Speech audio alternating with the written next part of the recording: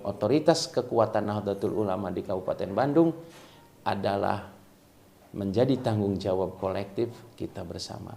Baik buruknya Nahdlatul Ulama ada di keluarga besar Nahdlatul Ulama, ada di kader Nahdlatul Ulama dan struktur Nahdlatul Ulama. Mudah-mudahan kita bisa mengemban amanah ini menjadi nilai-nilai yang bermanfaat dan bermaslahat.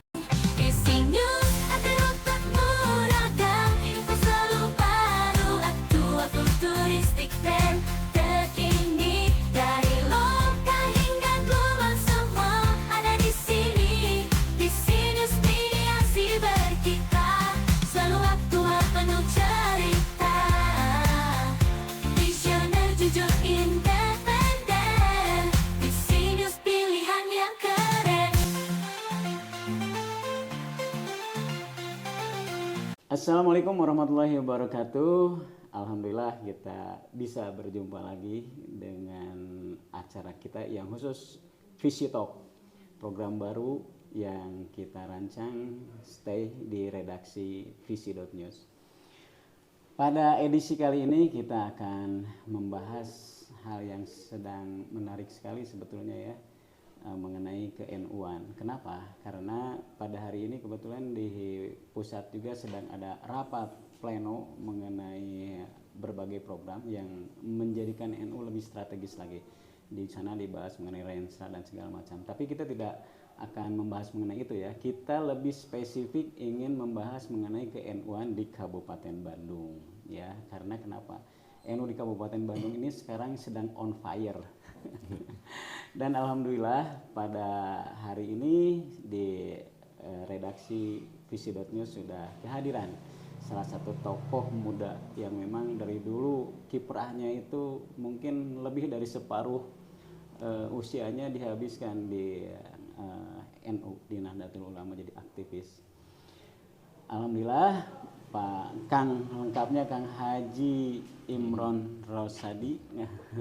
Assalamualaikum. Sudah tiba di redaksi. Assalamualaikum warahmatullahi wabarakatuh, Haji. Waalaikumsalam warahmatullahi wabarakatuh. Iya, terima kasih Kang Haji ya. Kang Haji sudah tiba di sini.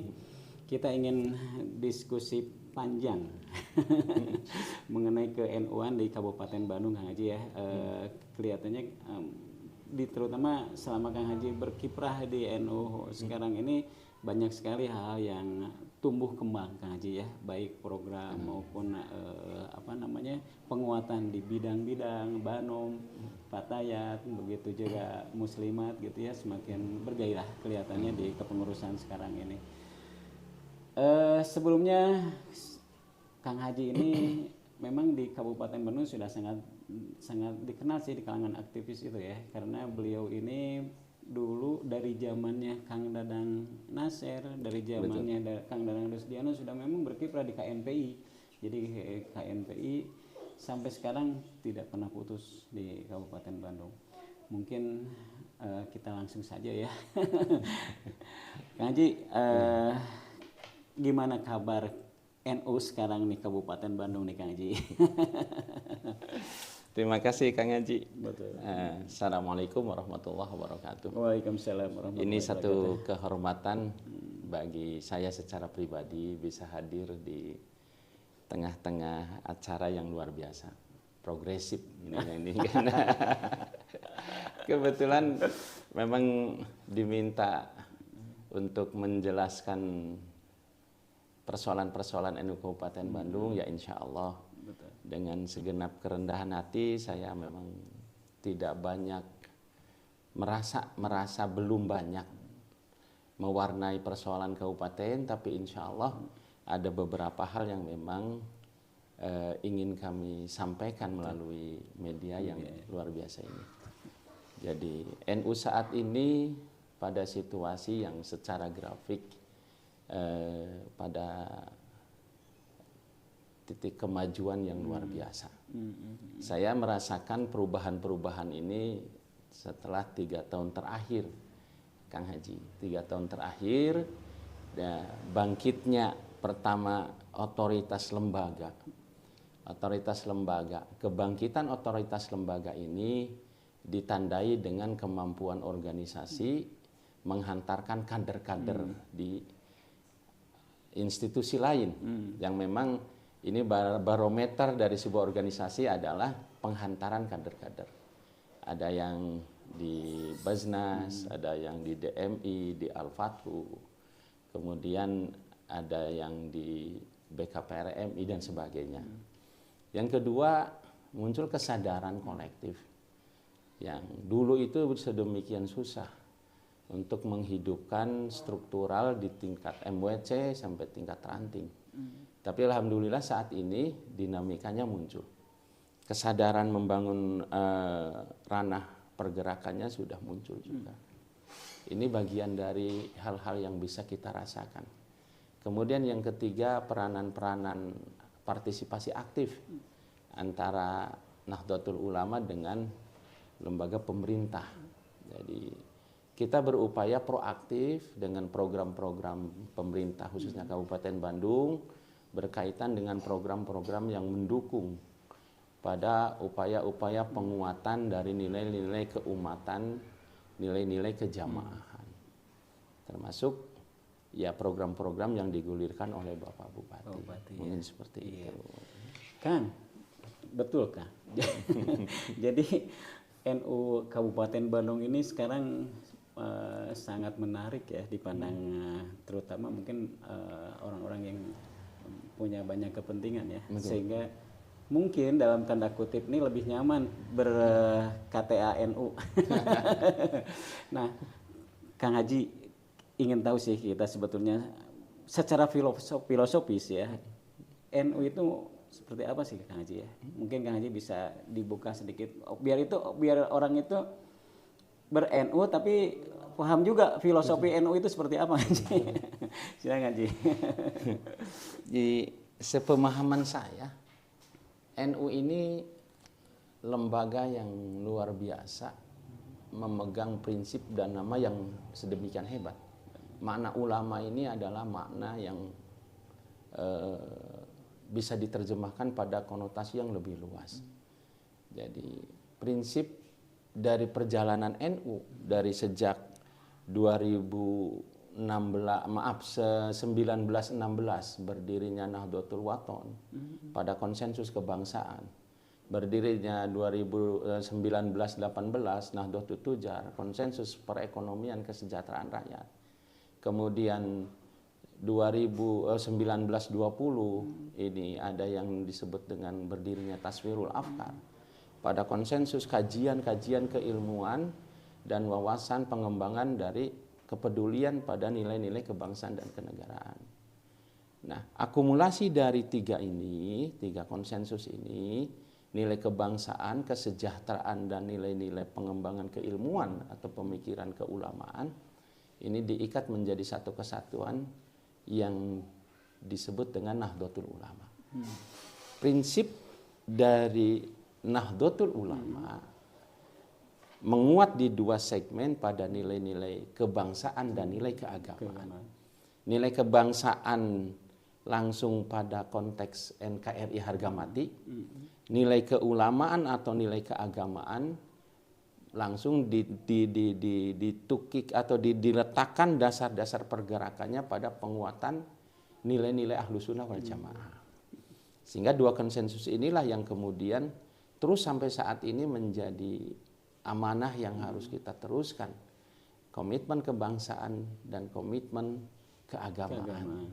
Itu harus dipegang kuat ya Kang Haji. Harus dipegang kuat yang diinikan. Artinya dalam sejarahnya NU itu tidak pernah melawan pemerintah Kang Haji ya. Karena merasa bahwa saham terbesar pemerintah ini, NKRI ini itu di kontributornya adalah NU. Sehingga kontributor terbesar untuk NKRI ini adalah Nahdlatul Ulama. Ini ditandai dengan bagaimana ketika Nahdlatul Ulama mendirikan ikut berperang melawan Belanda pada saat itu. Betul. Sehingga berdirilah pasukan-pasukan Hizbullah, Hizbul Wathon, Unwanul Wathon, kemudian berubah menjadi Badan Keamanan Rakyat, berubah menjadi Tentara Keamanan Rakyat. Artinya bahwa kontribusi para santri dan kiai pada salah satu persyaratan berdirinya sebuah negara itu harus memiliki tentara, salah satunya kontributornya dari NU. Benang merahnya itu dari kiai ya? Dari kiai, Haji, ya? makanya ada 22 Oktober sebagai hari santri. Itu makanya diperingati bahwa 22 Oktober sebagai hari santri itu memang ada karena dari sana itu ya? Itu sejarahnya dari sana. Sebab kan berdirinya sebuah negara itu harus punya tentara. Betul, betul. Harus memiliki undang-undang. Harus memiliki dasar negara. Betul, betul. Kan seperti itu. Iya, dari berbagai persyaratan ini dipenuhi semua.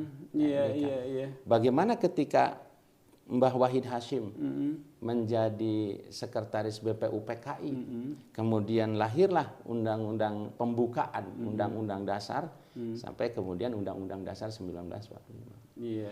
Itu kontribusi NU, pemikiran-pemikiran ulama di sana itu luar biasa besar. Sampai lahirnya negara Republik Negara Indonesia Republik itu ya, Indonesia betul. yang diinginkan. Kang, sebagai kontributor terbesar, pemilik saham terbesar. Iya. Kang, dalam perjalanannya kalau tidak salah NU ini banyak sekali ya yang mencoba menumbangkan NU ya. Betul. Mungkin bisa sedikit diceritakan, dengar-dengar memang seperti itu katanya. Betul. Jadi berkali-kali NU ini dicoba sama ini gagal ininya. Ya, jadi NU-nya tetap sampai hari ini gitu ya, tetap kukuh kuat di NKRI. Bisa sedikit Kang Haji sampaikan, Kang Haji bahas gitu. Iya. Ini terjadi berbagai macam artinya gesekan, bahkan benturan karena perbedaan alur pemikiran. Betul. Itu tidak saja setelah merdeka. Sebelum merdeka pun sudah terjadi. Jadi dulu itu ada perbedaan pemikiran antara DI kelompok DI Kartosuwiryo dengan Nahdlatul Ulama. Ini kan. Jadi Nahdlatul Ulama memiliki perbedaan pemikiran sehingga Nahdlatul Ulama berseberangan dengan DITII sebab pemikiran-pemikiran DITII yang dimaknai dari konsep khilafah, ya kan, daulah Islamiyah. Betul. DITII menerjemahkan daulah Islamiyah itu adalah negara Islam. Karena pemahaman daulah Islamiyah itu negara Islam, maka berdirilah Darul Islam, Tentara Islam Indonesia. Nah, berdasarkan muktamar kalau tidak salah maaf yang tahun 1937 di Menes, Banten, makna daulah Islamiyah menurut kajian Bahsul Masail para ulama Nahdlatul Ulama adalah wilayatul Islam. Jadi perbedaannya pada pemahaman sisi pemahaman itu. Betul. Sehingga makna wilayatul Islam ini kemudian mengambil dari konsepsi Sumpah Palapa Patih Gajah Mada, betul, pada konsensus penguatan dengan istilah Nusantara yang diinikan. Sehingga makna daulah Islamiyah menurut Nahdlatul Ulama bagaimana kemudian mengukuhkan Nusantara sebagai satu kesatuan wilayah yang wajib dibela dan dilindungi. Ini makna-makna perbedaan dari konsep daulah Islamiyah. Betul. Itu dulu. Sebab saat ini pun terjadi menurut gerakan Islam radikal itu. Daripada konsensus khilafah. Betul. Nah, karena NU dari dulu sudah memiliki pemahaman dan pemikiran yang lebih pada penguatan kewilayahan yang diinikan, maka Nahdlatul Ulama berseberangan atau berbeda pemahaman dengan DITII. Seperti itu. Iya, karena memang dari awal juga dasar pemahamannya yang berbeda yang sudah berbeda mengenai kewilayahan Islam sama daulah Islam ya Kang Haji. Aduh, ini menarik sekali nih. Jarang nih kita mengupas sampai ke sedalam itu ya. Jadi kalau sekarang memang masih terjadi itu ya kemungkinannya karena awal-awalnya ini ada perbedaan pemahaman ini. Artinya begini, kalau NU dekat dengan pemerintah itu bukan karena ada kepentingan apa-apa seperti yang ditafsirkan dengan hal-hal yang tanda kutip kurang bagus ya. Nah, jadi memang secara filosofis NU itu ya pemahaman mengenai kenegaraannya itu sudah jauh lebih dalam ya, sudah jauh lebih mengakar, sehingga NU itu tidak mungkin terbawa oleh pemikiran-pemikiran yang akan melawan negara ya Kang Haji ya. Betul, betul. Itulah. Nah, Kang Haji, kemudian ini kan penting nih ya. Betul. Sekarang apalagi sedang ada penguatan, kalau tidak salah di pusat juga sampai ada sekarang itu untuk lebih menguatkan ya mengenai pemahaman ke NKRI ini melalui sosialisasi lagi P4 katanya kalau pemerintah.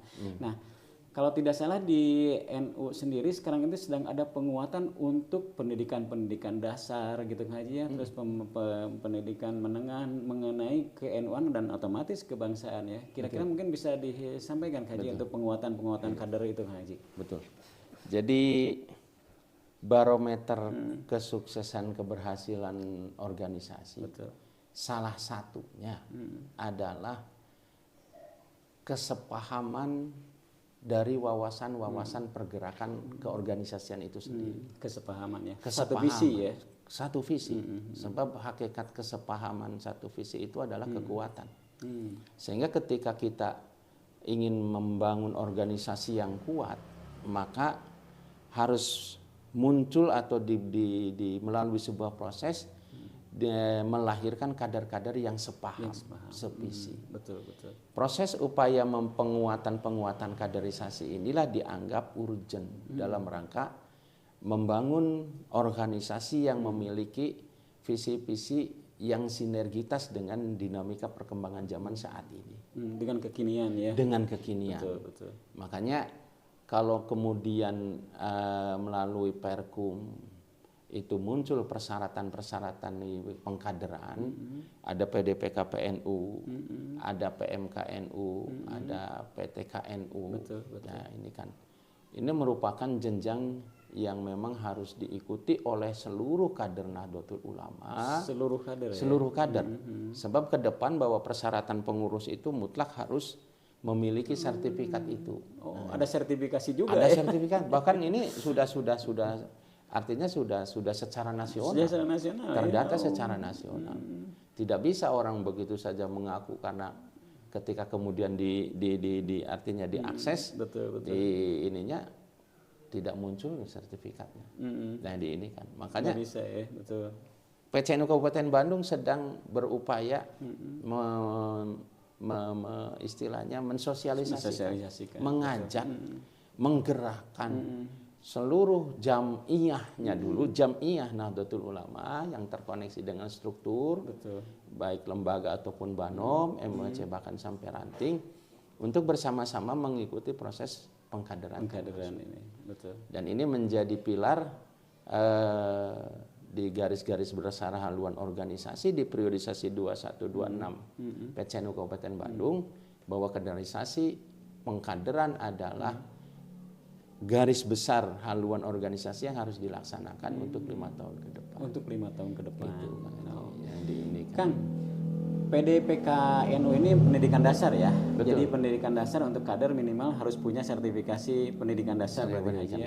Nah, kira-kira yang didapat oleh kader ini apa saja sih di PDPKNU ini, Kang Haji? Ya. Yang pertama wawasan. Ya. Tentunya wawasan ini berkaitan dengan persoalan-persoalan ideologi, yang harus dipegang sebagai prinsip dari dasar-dasar landasan pergerakan. Kemudian wawasan kebangsaan yang berkaitan dengan integritas kader atas komitmen NKRI harga mati, wawasan keorganisasian yang memang harus mampu menerjemahkan berbagai macam peluang, tantangan, rintangan dan lain sebagainya, termasuk juga persoalan-persoalan aktualisasi diri. Sehingga ketika sudah memiliki sertifikat PDPKPNU, kader ini memiliki hak untuk memilih dan dipilih sebagai pimpinan-pimpinan di tingkat MWC, di tingkat lembaga. Untuk pimpinan PC harus PMKNU di atas PDPKPN, minimal seperti itu. Betul. Jadi diharapkan nanti siapa saja yang ingin masuk di struktural, ya persyaratannya tetap harus memiliki sertifikat. Iya, betul Haji. Jadi, selanjutnya memang ada apresiasi dari bentuk penghargaan terhadap kader-kader. Sebab mobil khusus PBNU sekarang sedang giat memberikan beasiswa, giat menghantarkan atau merekomendasi program-program yang dimaknai sangat penting dan dibutuhkan. Model kemarin kita dari RMI PBNU itu menyelenggarakan santri camp untuk alumni lulusan-lulusan aliyah pesantren yang notabene NU termasuk SMA dan sebagainya yang ingin masuk di perguruan tinggi negeri. Itu dihantarkan ya, ke sana. Termasuk di Lakpesdam PBNU juga menyelenggarakan scholarship itu. Kebetulan saya tahu itu karena salah satunya anak saya ikut. Itu Lakpesdam langsung. Lakpesdam ya, betul. Itu diberi kesempatan gratis untuk mengikuti kursus penguatan pendalaman bahasa. TOEFL dan apa itu? IELTS. Iya betul. Sebagai prasyarat untuk mengikuti atau masuk di jenjang pendidikan S2 doktoral sampai doktoral. Ya, betul. Tetap akhirnya akan dipertanyakan persoalan itu. Atau yang anaknya pengen kuliah di Al Azhar, pengen kuliah di Timur Tengah di Mesir, yang butuh rekomendasi, pasti nanti akan dipertanyakan itu orang tuanya. Iya.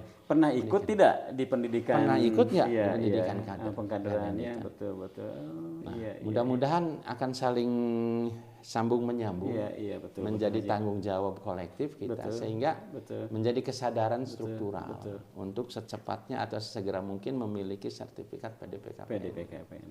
Haji, kalau di Kabupaten Bandung sendiri ya, sampai dengan bulan Juli ini sudah berapa Haji yang sudah mengikuti kader-kader NU di Kabupaten Bandung? Pengkaderan PDPKPNU kita masuk di ranking 2 se-Jawa Barat. Se-Jawa Barat? Memang baru belum banyak itu pun, tapi ya alhamdulillah. Kita kalah oleh Garut. Malah Garut lebih bagus ya? Garut lebih banyak pengkaderannya. Garut lebih banyak. Betul. Ini kita akan menyelenggarakan kembali insya Allah nanti di bulan Agustus kalau nggak salah gitu ya. Angkatan keberapa? Ya kan. Angkatan ke-6. Berarti udah selama Kang Haji ini udah 6 kali ya? Udah 6 kali. Jadi sebagai ya apa istilahnya bagian dari tanggung jawab organisasi menyelenggarakan itu. Betul.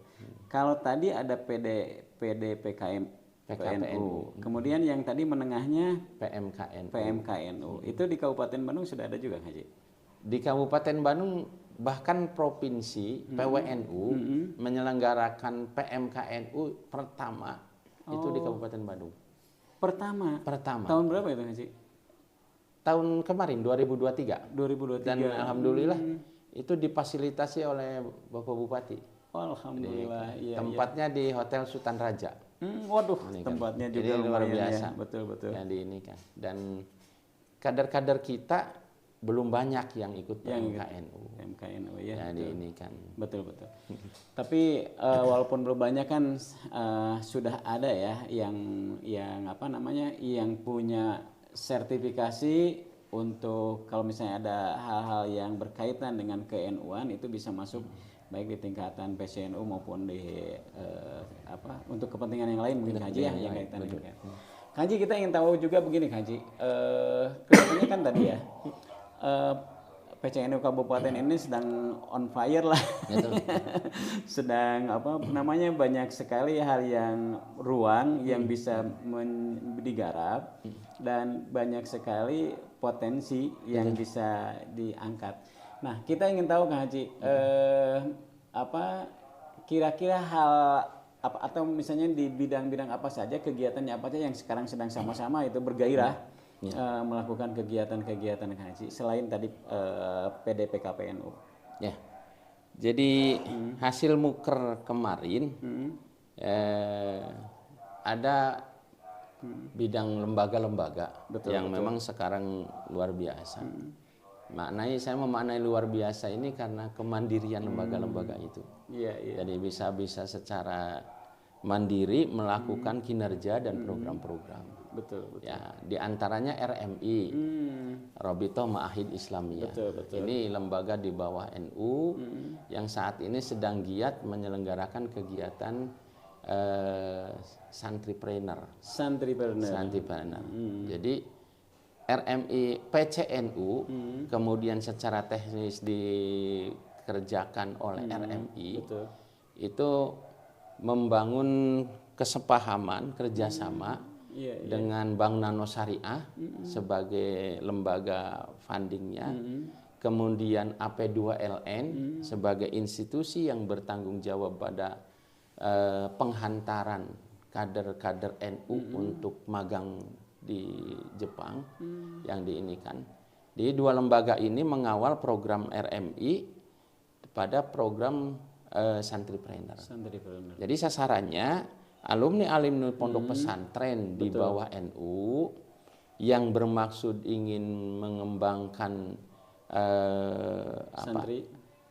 bakatnya dalam arti kerja di Jepang, kerja di luar negeri kerja di luar negeri, salah satunya Jepang, ya itu direkrut oleh RMI yang diinikan.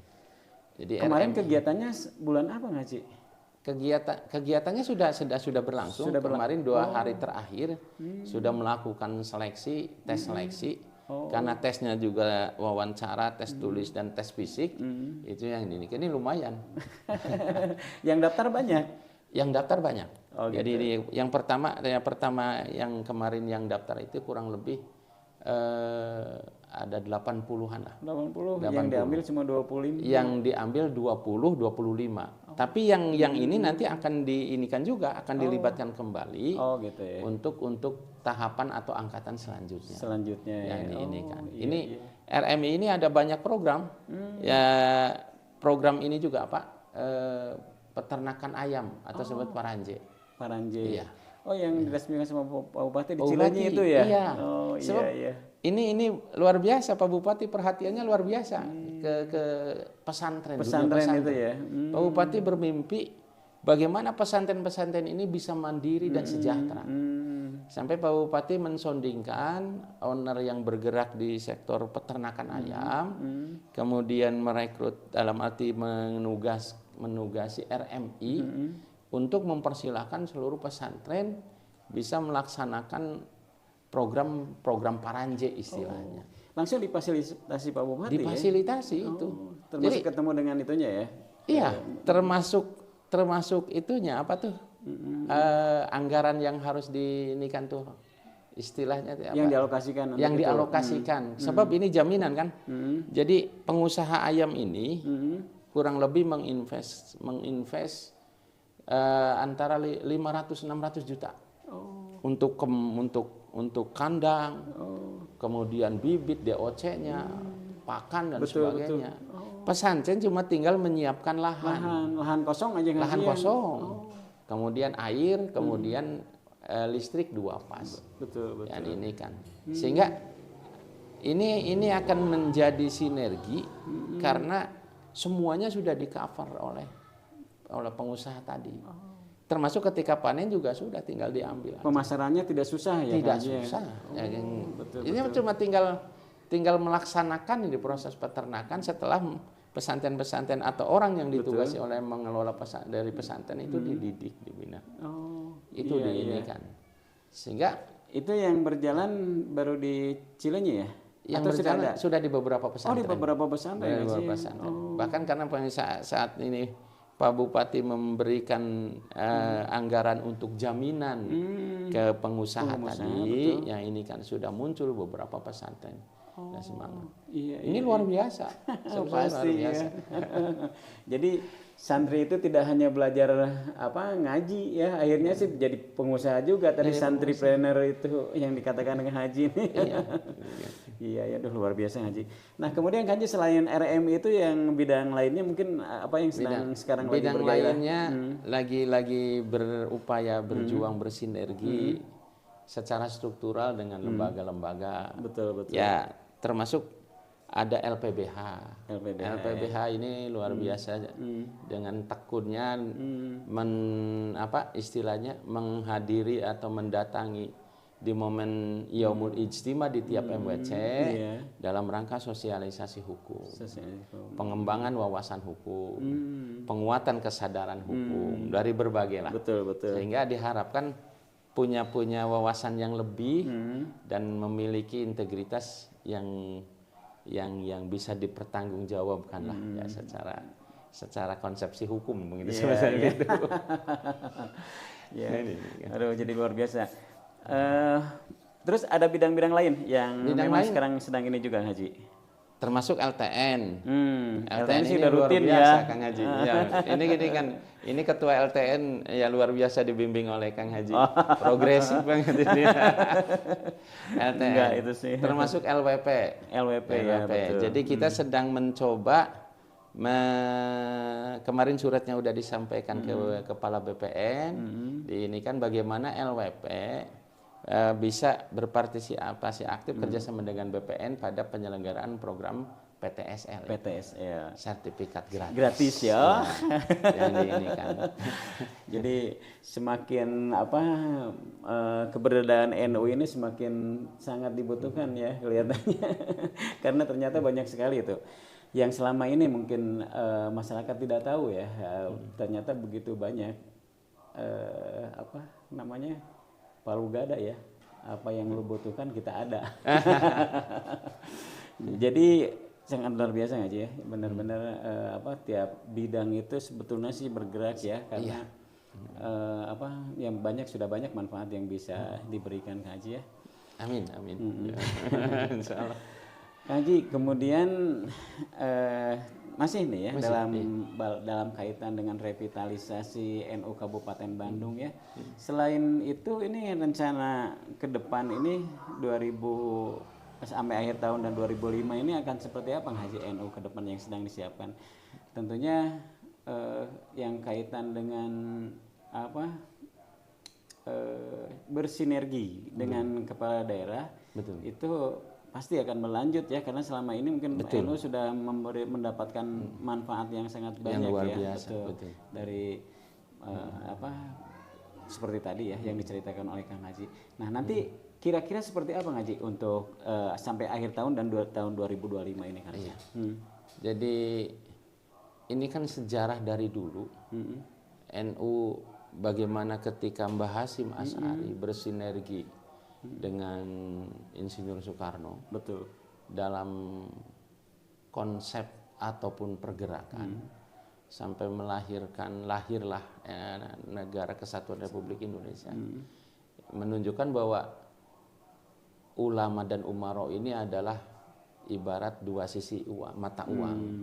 Jadi ini kan artinya kalau sama-sama memberikan warna, hilang saja satu sebelah, maka tidak akan berarti menjadi uang kan. Tidak berarti ya? Iya, tidak ada artinya. Kita punya uang 100.000, dua sisi ada gambarnya. Yang satu putih. Yang satu putih sudah tidak bernilai lagi. Ya.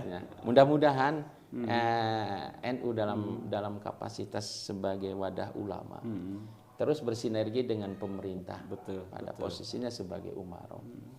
Nah, menjalankan program-program yang bersinergi pada konteks keumatan, konteks jamaah jamiyah yang memang sama-sama toh mayoritas masyarakat Kabupaten Bandung ini Nahdlatul Ulama. Ya, kita include saja dalam arti gabung saja supaya kekuatan dan prosesnya akan lebih baik, lebih cepat. Yang diinikan. Kita pernah diundang rakor oleh PWNU Jawa Barat dengan Pak Sekda Jabar itu berkaitan dengan 3 program yang memang harus kita laksanakan. Yang pertama persoalan stunting. Oh. Jadi kan ini menjadi PR besar bagi Jawa Barat, termasuk juga Kabupaten Bandung ya. Makanya kita dilibatkan.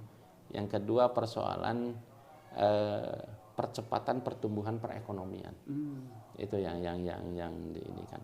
Iya, iya. Jadi diharapkan bahwa apa yang saat ini kita lakukan, kita kerjakan, punya dampak-dampak positif secara perekonomian. Betul. Jadi ini kan termasuk yang ketiga pada persoalan ketahanan pangan. Oh. Nah, program-program ini kita nunggu komando dari PWNU sebab insya Allah akan diselenggarakan MOU kerjasama dalam rangka penyelesaian program. Ketiga program itu Di masing-masing berdasarkan kemampuan dan kewenangan.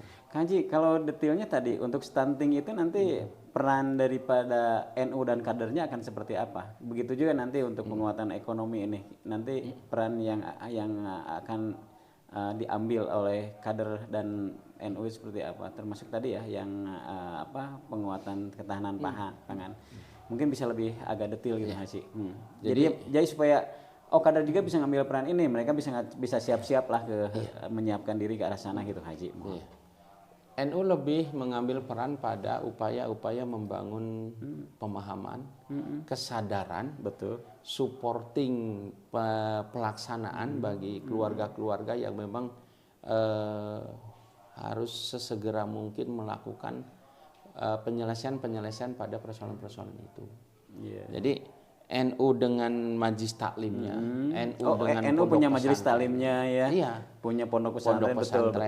Punya struktural, kita punya ranting di 280 ranting NU, dan anak ranting juga ya, juga. Jadi prinsipnya antara apa yang disampaikan oleh pemerintah, oleh umaro, diiyakan oleh ulama, didorong, dijembatani, jadi banyak hal lah dalam rangka membangun percepatan kesuksesan penyelesaian persoalan-persoalan stunting itu yang diinikan. Terus persoalan peningkatan atau penguatan perekonomian dan ketahanan pangan. Ini ada lembaga yang sangat strategis, artinya mudah-mudahan bisa menyelesaikan dua persoalan ini. Berkaitan dengan program pemerintah di sektor perhutanan sosial, ya kan. Nah, program perhutanan sosial kebetulan memang PBNU sudah bekerja sama dengan Menteri KLHK, PBNU bekerja sama dengan Menteri ATR BPN yang berkaitan dengan percepatan penyelesaian perhutanan sosial. Ini menjadi tugas yang luar biasa.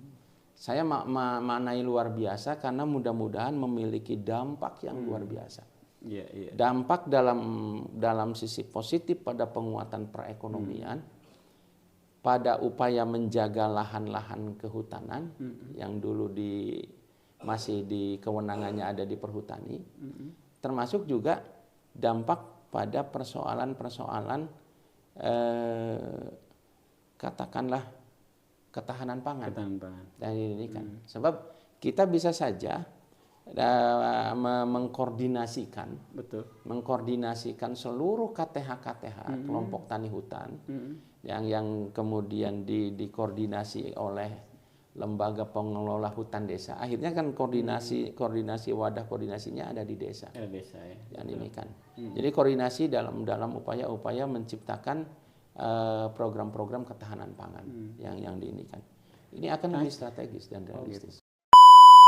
Pemirsa PC.News, kebetulan narasumber kita kali ini lebih beruntung ya, karena untuk dialog hari ini itu ada sponsor dari Dr. Devin ya, sebuah produk sepatu yang sangat berkualitas ya, menggunakan kulit asli, dibuat oleh home industry, tapi produknya ini sudah secara nasional, bahkan sekarang sedang dirancang penjualan untuk internasional ya. Kami sangat berterima kasih sekali nih kepada sponsor yang telah mendukung penyelenggaraan dialog pada siang ini. Itu berarti untuk masyarakat yang ada di daerah-daerah kayak di pinggiran gitu nggak Haji ya? Kayak Pengalengan mungkin ya? Iya. Masyarakat wilayah hutan aja. Oh iya. Yang ini kan. Kalau untuk masyarakat yang agak perkotaannya ada program secara ini nggak Haji? Atau misalnya nanti direncanakan kalau perhutanan sosial kayaknya memang terkhusus di pinggiran ya? Di wilayah-wilayah yang memiliki lahan-lahan hutan. Betul. Itu pun hutan perhutani. Betul. Kalau untuk penguatan ekonomi masyarakat yang agak perkotaan sedikit sih belum ini ya. Belum dibuat sebuah program. Itu kita memfasilitasi lembaga perekonomian. Memfasilitasi lembaga perekonomian berupaya untuk membangun sinergitas jamaah jamiyah keluarga besar Nahdlatul Ulama. Mendirikanlah koperasi. Betul. Nah, koperasi ini memiliki aplikasi yang luar biasa. Kalau ini bisa dikerjakan secara kolektif atas dasar kesadaran kolektif, mudah-mudahan akan berkontribusi positif. Betul. Untuk masyarakat yang perkotaan perkotaan kecamatan di perkotaan. Jadi ada berbagai program yang memang menjadi fasilitas atau program pemerintah yang kita bisa akses untuk mendongkrak upaya-upaya kesejahteraan masyarakat. Ya, betul Pak Mirsa PC.news. Sebetulnya itu juga sangat menarik tuh. Jadi PCNU ini akan semacam buat aplikasi kalau tidak salah aja ya. Jadi si anggota koperasi itu dengan mudah nanti untuk menyimpan maupun mengambil dananya bisa menggunakan aplikasi. Jadi tekedah nganggo buku koperasi dongkap ke koperasi ya. Tapi cekap transfer bisa menggunakan dana atau melalui Alfamart atau melalui aplikasi dari internet banking. Ya, jadi sekarang sedang ke sana. Nah, jadi masyarakat di perkotaan itu nanti lebih mudah kalau misalnya beranggotaan koperasi. Ya, jadi di samping itu kalau tidak salah ada produk juga kan Haji ya? Produk-produk yang disalurkan melalui badan usaha yang ada di PCNU kalau nggak salah ya, ada kopi, ada apa gitu ya. Jadi kedepannya mudah-mudahan dan harapan ini menjadi wadah ekonomi produktif. Ya, Jadi sebab jamaah kita ini luar biasa besar dan kebetulan memang bisa memanfaatkan tadi mensinergikan antara program-program perhutanan sosial tadi bahwa hasil yang diperoleh oleh warga di hutan ya diantaranya kopi dan sebagainya itu kita bisa diakselerasikan dengan koperasi. Tadi sehingga nilai manfaatnya akan bertambah, meningkat betul. Akan jadi ini kan. Jadi harapannya nanti ke sana sinergitasnya tadi seperti itu. Oke, terima kasih. Aduh hatur nuhun Ji. Ngajinya terima kasih sekali Ngaji tadi udah ada beberapa lembaga yang kelihatannya memang sangat berkontribusi ya untuk masyarakat khususnya Kabupaten Bandung ini. Nah, itu kalau tidak salah ada beberapa lembaga lagi ya di PCNU ini yang mungkin bisa Kang Haji jelaskan ya seberapa jauh kontribusi yang diberikan sampai hari ini gitu Haji. Jadi memang kita terus berupaya mengawal kinerja lembaga-lembaga. Ini yang sedang jadi maksudnya upaya ikhtiar PC juga lembaga perguruan tinggi Nahdlatul Ulama. LPTI. Ini bagian dari hajat dan kebutuhan bahwa PCNU memimpikan memiliki perguruan tinggi. Jadi perguruan tinggi bagi NU itu di Kabupaten Bandung masih dalam tataran konsep yang kemarin kita sudah dikerjasamakan juga dengan lembaga perguruan tinggi PWNU Jawa Barat bermaksud akan mendirikan perguruan. Mendirikan perguruan tinggi di Kabupaten Bandung. Di Kabupaten Bandung.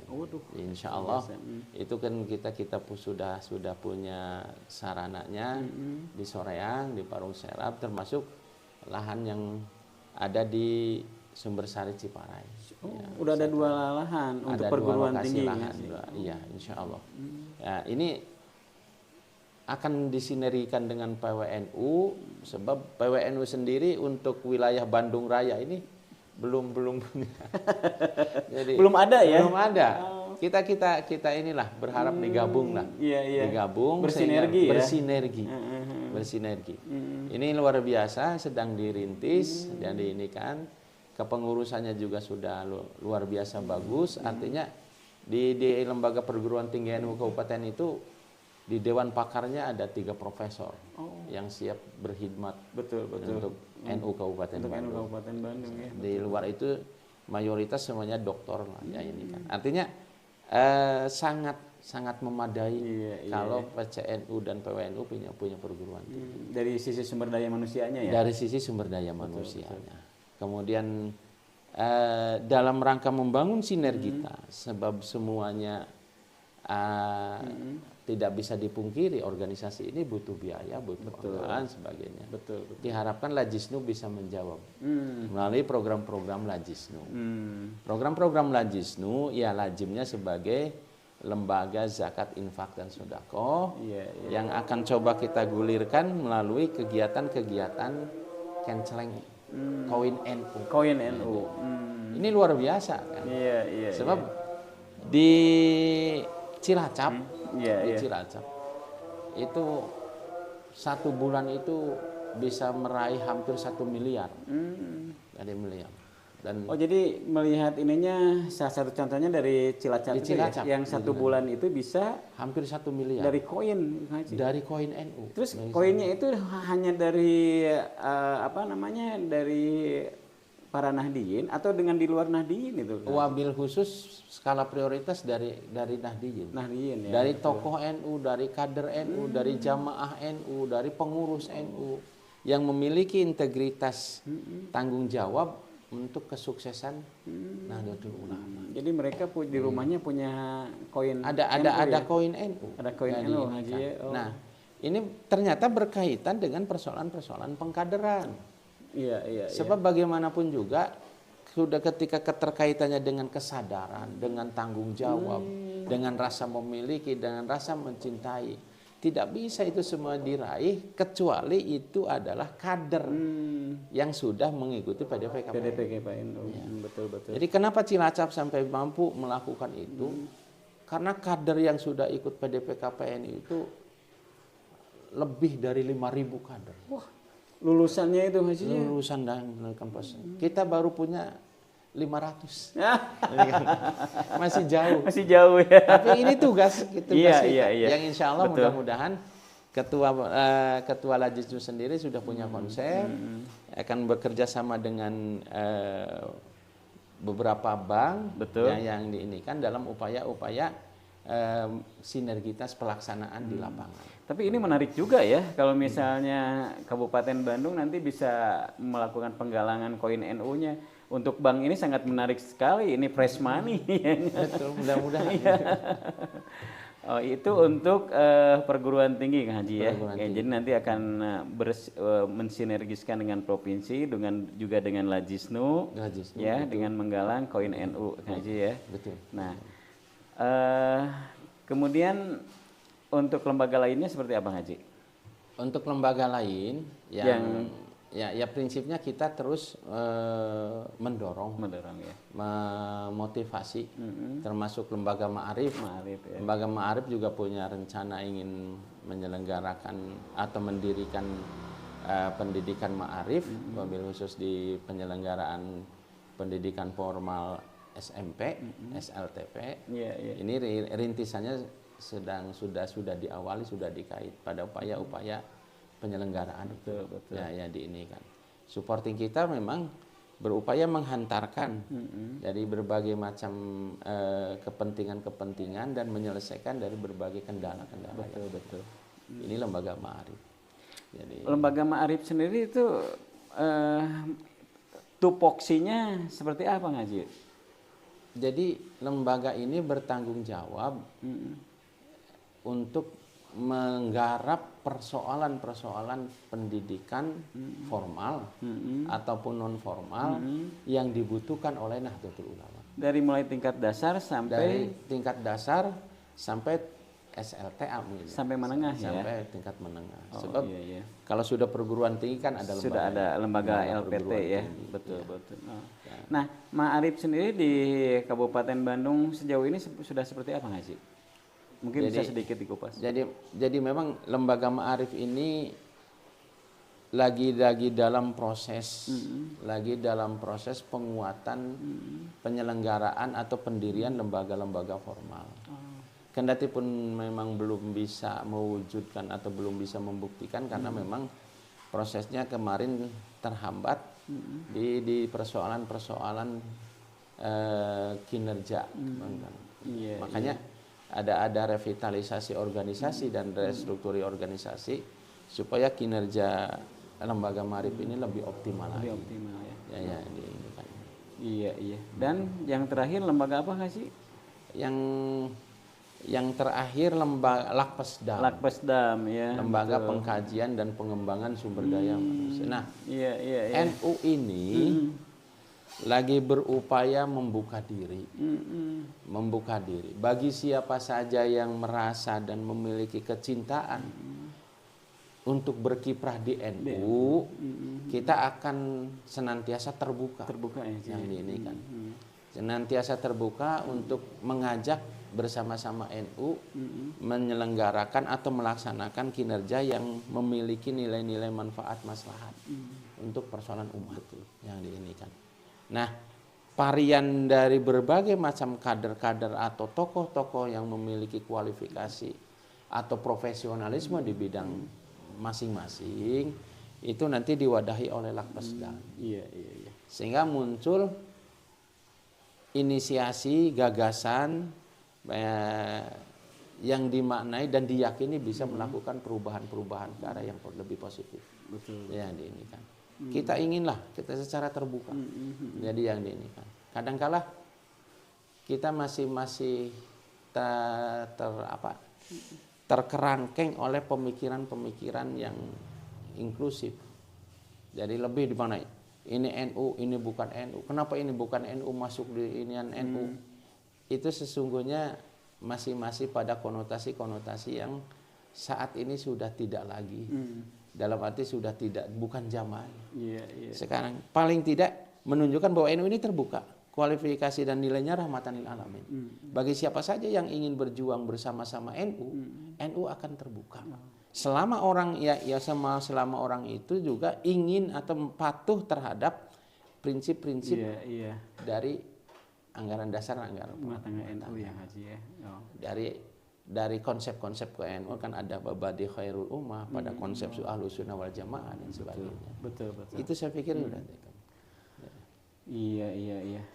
Aduh, berarti tadi secara jelas disampaikan oleh Kang Haji Imron ini bahwa NU ini sangat terbuka. Jadi jangan ragu-ragu kalau misalnya seorang profesional yang sudah tidak aktif lagi di perusahaannya untuk membaktikan ilmunya, pengetahuannya, kemudian skillnya itu di PCNU, itu bisa langsung menghubungi sekretaris PCNU atau langsung bisa ke Lakpesdam ya, Haji ya.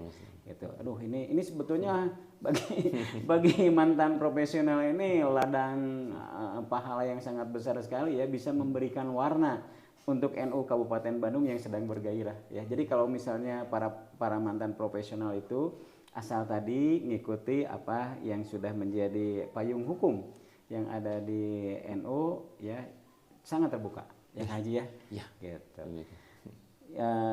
Kemudian Kang Haji yang bagian akhir nih barangkali ada yang khusus mau Kang Haji sampaikan ya ke masyarakat umum maupun untuk kader NU maupun para nahdliyin yang kultural ya. Silakan Haji. Ya, terima kasih. Jadi yang perlu kami sampaikan adalah bagian dari tanggung jawab kami secara struktural adalah menerjemahkan hasil-hasil mukercab di mana Muskercap ini adalah penerjemahan dari Konpercap. Ya, Muskercap ini melahirkan garis-garis besar haluan organisasi yang berkaitan dengan persoalan revitalisasi organisasi, restrukturisasi organisasi, kaderisasi, dan konsolidasi. 4 persoalan ini mudah-mudahan bagi keluarga besar Nahdlatul Ulama untuk bersama-sama merealisasikannya menjadi kegiatan-kegiatan atau kinerja kolektif dan konkret pada upaya-upaya penguatan secara struktural. Penguatan secara struktural bisa dimaknai pada menjaga keutuhan organisasi baik secara administratif dan atau kinerja kepengurusan, atau kemudian kita membangun sinergitas dari program-program organisasi itu sehingga memiliki vitalitas yang bisa dipertanggungjawabkan. Kaderisasi yang ketiga, persoalan kaderisasi adalah persoalan prinsip aturan-aturan organisasi dalam rangka membangun kekuatan dan otoritas kader yang militan, kader yang memiliki integritas, kader yang memiliki loyalitas. Karena organisasi tanpa kader tidak akan pernah berarti apa-apa. Tidak memiliki kekuatan dan tidak memiliki akselerasi pergerakan yang dimaknai bisa menjawab berbagai macam tantangan zaman untuk kemaslahatan jamaah dan jam'iyah. Ya, persoalan yang terakhir adalah konsolidasi. Tidak akan ada artinya 1000 sapu lidi yang berserakan, tapi akan memiliki makna dan manfaat yang besar 100 lidi yang diikat sehingga bisa dimanfaatkan untuk membersihkan halaman itu sendiri. Konsolidasi itu adalah sesuatu yang prinsip kebersamaan membangun otoritas kekuatan Nahdlatul Ulama di Kabupaten Bandung adalah menjadi tanggung jawab kolektif kita bersama. Baik buruknya Nahdlatul Ulama ada di keluarga besar Nahdlatul Ulama, ada di kader Nahdlatul Ulama dan struktur Nahdlatul Ulama. Mudah-mudahan kita bisa mengemban amanah ini menjadi nilai-nilai yang bermanfaat dan bermaslahat. Amin. Terima kasih Kang Haji. Aduh, luar biasa nih. Terima kasih sekali Kang Haji Imron. Saya tidak pakai closing ini lagi ya. Cukup semua dari Kang Haji Imron urusan. Terima kasih Ngaji, kita tutup sampai di sini. Billahi taufiq wal hidayah. Wassalamualaikum warahmatullahi wabarakatuh. Terima kasih Ngaji. Sama-sama. Nah, alhamdulillah Kang Haji, kebetulan pada hari ini kita itu ada gift untuk narasumber yang mengisi podcast pada siang ini.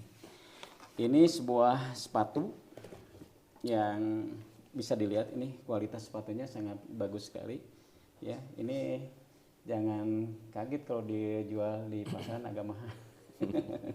Ya, ini kita berikan kepada narasumber kita ya. Satu pasang pasti tidak satu.